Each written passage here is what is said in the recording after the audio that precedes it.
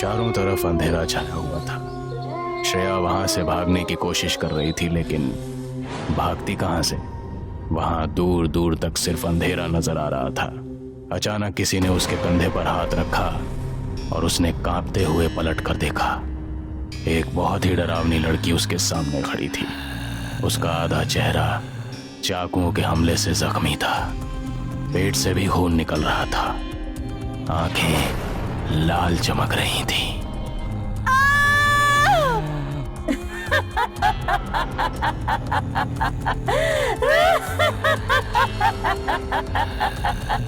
तभी उसने देखा कि एक दूसरी लड़की पेड़ पर रस्सी से फांसी पर लटकी झूल रही है। उसको देखते ही श्रेया की आंखें खुल गई। क्या हुआ श्रेया? एक लड़की बहुत ही भयानक थी और एक दूसरी लड़की मैंने पेड़ पर फांसी से लटकती हुई देखी। रिलैक्स, वो सिर्फ एक सपना था। शिखा प्रेम के साथ बालकनी में खड़ी हुई थी। शिखा, आखिर कब तक हम ऐसे ही एक दूसरे से मिलते रहें? तुम मुझे अपने मम्मी पापा से कब मिलवाओगी? मिलवाऊंगी बाबा, तुमको इतनी जल्दी क्या है? पहले कुछ ऐसा करो जिससे मेरे पेरेंट्स पर तुम्हारा इम्प्रेशन अच्छा पड़े। अरे मैंने कहा तो, कल मैं अपना के स्ट्रीट वाला फ्लैट तुम्हारे नाम करने वाला हूँ। सच में? शिखा खुश होकर उसके गले लग गई। तभी उसने महसूस किया कि प्रेम की पकड़ बहुत मजबूत हो चुकी थी।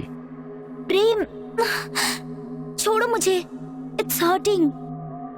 तू एक नंबर की कमीनी लड़की है। इतना सुनकर शिखा तेजी से उससे अलग हो गई। प्रेम का चेहरा बहुत भयानक हो चुका था। उसने अगले ही पल शिखा की गर्दन पकड़ ली।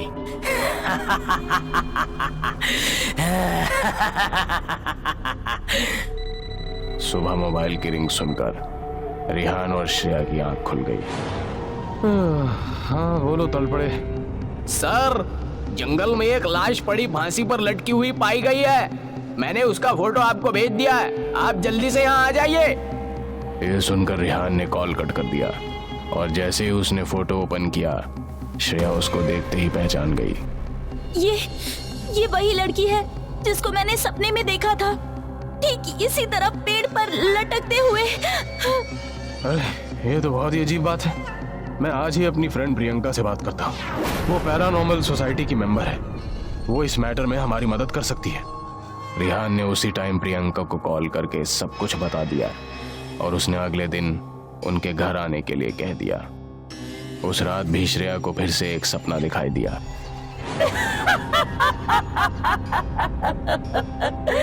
कल ये मरेगा। कौन हो तुम?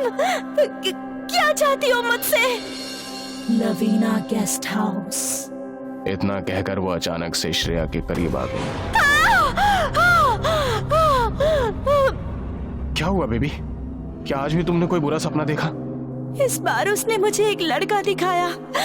उसने ब्लू जीन्स और वाइट शर्ट पहनी हुई थी और इस बार उसने किसी लवीना गेस्ट हाउस का नाम लिया। Lavina guest house? उस टाइम सुबह के 5 बजे थे। तभी रिहान का मोबाइल बजने लगा। सर, आज फिर से जंगल में एक लाश फांसी पर लटकी हुई मिली है, लेकिन इस बार कोई लड़का है। ये सुनकर रिहान का सर चकरा गया। मैं अभी वहां पहुंचता हूं, फिलहाल तुम मुझे उसकी फोटो भेजो। रिहान ने कॉल कट करके उसकी फोटो श्रेया को दिखाई, जिसे देखकर वो हैरान रह गई। ये वही लड़का है जिसको मैंने अभी अभी सपने में देखा था। ये मेरे साथ क्या हो रहा है? आज प्रियंका हमारे घर आ रही है, वही अब हमारी मदद कर सकती है। तुम्हारे सपनों से इस केस का क्या कनेक्शन है, अब वही बता पाएगी। दोपहर में प्रियंका उनके घर आई और उसने श्रेया के मुंह से सब कुछ शुरू से सुना। श्रेया, उसने अपना नाम नहीं बताया, उसकी जगह लवीना गेस्ट हाउस का नाम लिया। इसका मतलब वो चाहती है कि हम वहां जाएं। ये सुनकर रिहान ने जरा भी देर नहीं की और उसी टाइम श्रेया और प्रियंका को साथ लिए वो लवीना गेस्ट हाउस पहुंच गया। गेस्ट हाउस के मैनेजर और मालिक दोनों की ही पुलिस को देखकर हालत खराब हो गई। इन दोनों तस्वीरों को ध्यान से देखिए। पिछले 4 दिनों में ये आपके गेस्ट हाउस में ठहरे थे। सर, इस बारे में मुझे कुछ नहीं पता। हम नहीं जानते ये लोग कौन है। रिहान उनके हाव भाव से समझ चुका था कि वो कुछ छिपा रहे थे। ये मेरी बीवी श्रेया है।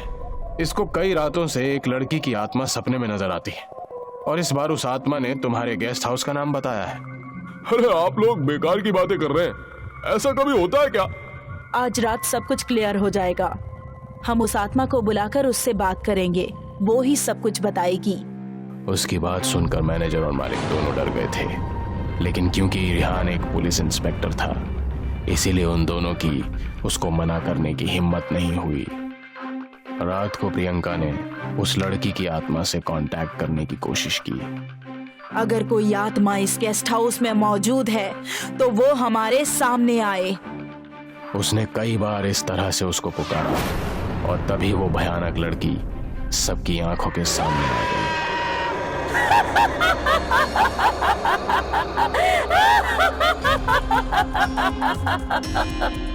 तुम्हारा नाम क्या है? उन लोगों से तुम्हारा क्या ताल्लुक है जिनकी लाशें जंगल में पाई गई? मेरा नाम मेघना है। मैं यहाँ 1 हफ्ते पहले अपने बॉयफ्रेंड मयंक के साथ आई थी। मैंने देखा कि उसके मोबाइल पर एक कॉल आया तो वो बालकनी में जाकर बात करने लगा। उस टाइम मैं चुपके से उसकी बातें सुनने लगी। अरे सब कुछ प्लान के हिसाब से चल रहा है। शादी होते ही मेघना की सारी प्रॉपर्टी में आधा हिस्सेदार मैं बन जाऊंगा और फिर उसके मर्डर के बाद सारी प्रॉपर्टी मेरे हिस्से में।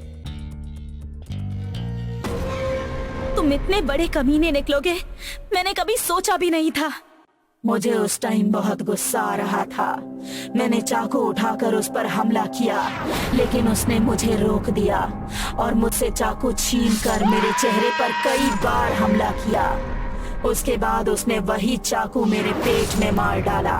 तभी वहां मेरी चीख सुनकर मालिक और मैनेजर आ पहुंचे। ये तुमने क्या किया? हमारे गेस्ट हाउस में मर्डर? मैंने जानबूझकर नहीं किया सर। हम इस पर भरोसा नहीं कर सकते। अगर इसको अभी छोड़ दिया तो हो सकता है जब ये पुलिस के हाथ लगे तो पुलिस को हमारे गेस्ट हाउस का पता लग जाए। इन दोनों ने मयंक को भी मार डाला और फिर हम दोनों की लाशें अपने गेस्ट हाउस के गार्डन में दफना दी। मयंक की आत्मा उसी टाइम जहन्नुम में चली गई, लेकिन मेरी आत्मा तभी से यहाँ भटक रही है और यहाँ आने वाले उन सभी लोगों को मैं मार रही थी जो कि मयंक की तरह ही धोखेबाज थे। श्रेया के सपनों में भी मैं सिर्फ इसलिए आती थी कि इंस्पेक्टर रिहान तक अपनी बात पहुंचा सकूं। ये कहकर वो चुप हो गई और मालिक वहां से भागने के लिए दरवाजे की तरफ बढ़ा, लेकिन मेघना उनके पीछे लग गई और दोनों को जोर जोर से दीवार पर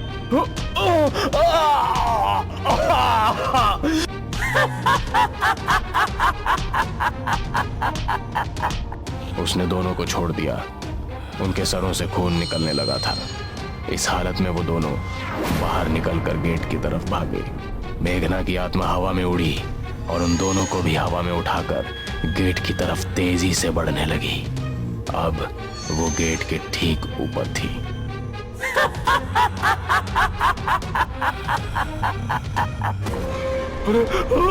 हमें माफ कर दो। हमें छोड़ दो, हमें जाने दो। क्या कहा? छोड़ दूं? लो, छोड़ दिया। तभी उसने दोनों को छोड़ दिया। गेट के नुकीले सरिये उनके सीने के आर पार हो गए और उनकी लाशें उस पर झूलने लगी। मेरा बदला पूरा हुआ।